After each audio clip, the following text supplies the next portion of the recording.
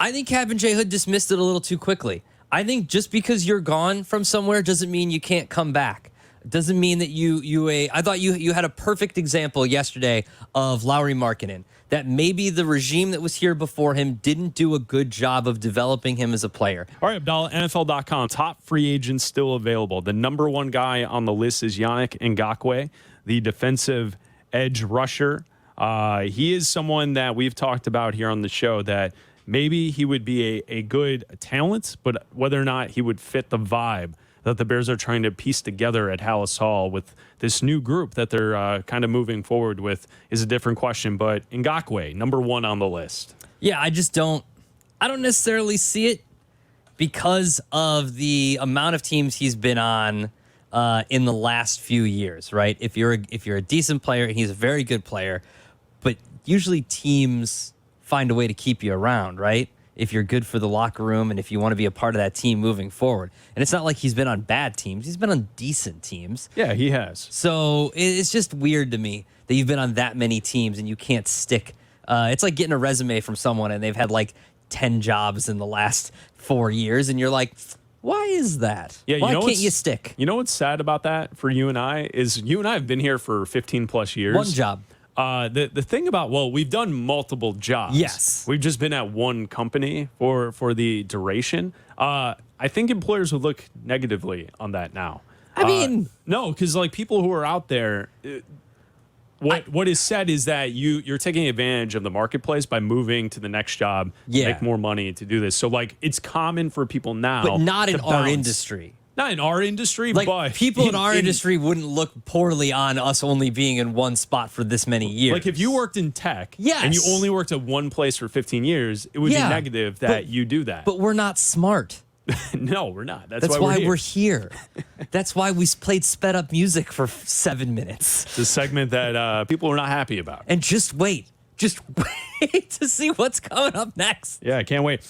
Next on the list, this list is for all positions, but I'm only pulling out the defensive ends because, to be honest, for me, that's really all that's relevant as far as Bears fans' needs for this team. Yeah. Going forward, Jadeveon Clowney is the next guy on the list. Again, a questionable vibes guy. We talked yesterday about the story from Cleveland last year that Clowney was told, you're going to do this in a game. And he was like, no, I'm not going to do that in a game. And he was kicked out of practice. Yeah. So that was a Browns team trying to win last year. Yeah, and he was told that he would not be coming back to the Browns and said that, there's a 95% chance that he wouldn't be back with the team. So I feel like it's another vibe situation where, look, if he's willing to if you bring him in for a meeting and you guys feel the same way about each other, then it's different, then fine. I trust Ryan Poles to go through the whole meeting process. He did it with Jalen Carter. There wasn't a chance on draft night a week ago tonight that they were going to take a chance on him, and they didn't. They traded with the Eagles. I feel like it's the same situation. If he doesn't fit the mold, if he doesn't fit the vibes, he's not going to be there. NFL.com, the third defensive edge rusher on the list for available free agents. Leonard Floyd is on the list. And I know Shay Norling asked a shot or no shot question about Leonard Floyd earlier this morning, the Captain J Hood. I think Captain J Hood dismissed it a little too quickly. I think just because you're gone from somewhere doesn't mean you can't come back. Doesn't mean that I thought you had a perfect example yesterday of Lauri Markkanen, that maybe the regime that was here before him didn't do a good job of developing him as a player. And maybe now that he's gone someone else, yes, he has better players or had better players around him in LA. He wanted a lot of money in this free agent period, which is why he didn't sign anywhere. But if you can get him for a deal now that no teams are interested, maybe you bring him in for a prove-it deal for himself and say, hey, look, come back here where you were drafted, sign a 2-year deal, sign a 1-year deal with a team option for a second year, revitalize your career here. And if you want to stick around, we'll work something out. But if not, I don't think there's any, just dismissing someone because they've been here and went somewhere else, to me, isn't a reason to not bring them back. Shay Norling is producing this show as well. Do you have any answers to your shot or no shot? Do you have any thoughts? Leonard Floyd, did Captain J Hood dismiss it too quickly? Really putting me on the spot with that one, huh? Well, it was your question, so I know that you have opinions that follow up with the questions. I'm not trying to get you to call them out. I'm just saying I know that when you come up with the questions for shot or no shot, you have your own opinions.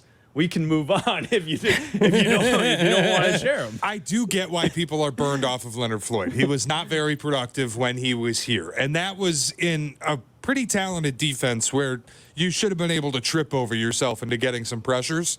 Yeah. And I also think the bigger worry than anything, like throwing away his productivity when he was a Bear, does he fit Matt Eberflus's scheme? And I would say probably not. But there aren't a ton of edge guys that you're going to put into his scheme that are going to fit like a glove. I think the fact that you have no edge pressure at all, it's not going to hurt if you go get one of these guys like a Yannick Ngakoue or Leonard Floyd on a discount prove-it deal. What's the harm in that? And see, that's a fair idea. I would say the next name on the list is also the same type of guy in that category. Frank Clark, the former Chiefs player, is next on the list. He's also 30. Both Leonard Floyd and Frank Clark are both 30. The NFL.com little quote underneath Frank Clark says maybe he played too much for the Chiefs. He racked up over 50 pressures each of the last 2 years. So maybe the fact that Kansas City basically ran him every single passing opportunity, maybe there's a little wear and tear on the body, but I think it falls into that same category as a flyer looking forward to just, maybe 1 or 2 years, get someone in here to assist with this defense. I know they want to get younger, but signing someone for a year with a second-year team option or something like that, because, Chris, as I told you, I'm keeping my eye. I'm keeping my eye on the future mock draft. I'm already doing mock draft prep. There was a McShay today, mock right? draft prep for 2024. The year is 2024. In the year 2024. Todd McShay today put out his way too early mock draft for 2024. It has the Cardinals having the 2 first selections. However, the Tampa Bay Buccaneers move up to select Caleb Williams in a trade with Arizona. Marvin Harrison Jr. goes 2nd overall. Stop talking to me about Marvin Harrison Jr. He's not going to be there unless the Bears only win 3 games again, or the Panthers only win 3 games again. That's true too.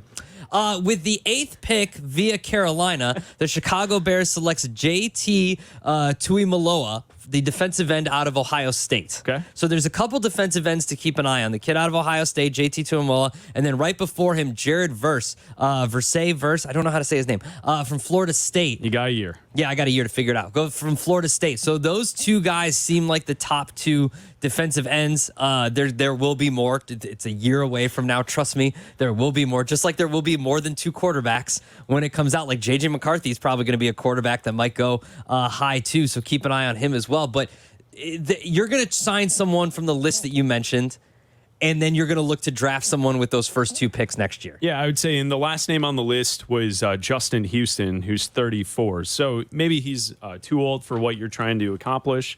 Maybe a 1-year deal, but it's something we're keeping our eyes on. NFL free agency, whether or not the Bears can add something to the defensive end position to, really upgrade this defense. We know that last season they didn't get after the quarterback. They also didn't stop the run. Ryan Poles addressed that with the NFL draft, taking 3 tackles within the 10 picks they had over the last weekend. So whether or not he'll address the defensive end position is something we'll keep our eyes on.